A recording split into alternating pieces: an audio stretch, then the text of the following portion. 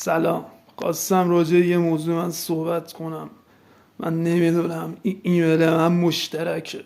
حالا هر رفیقی که خواسته یه حرکتی زده، حالا قصد و هدفشو نمیدونم، ولی به هر حال گفتم چیزی که تو سفره حق کسی باشه طبیعت اون سفره حقشو پس میده. من همیشه از خوشبختی یا موفقیت هر انسانی لذت بردم و همیشه هم شاد بودم و آرزوی موفقیت دارم.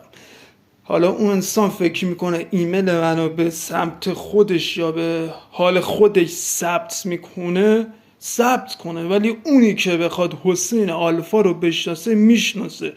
من به اون آدم پیشنهاد میگم رفیق گلم، توی که خودت استعداد بسیار زیادی داری، رو خودت سرمایه گذاری کن.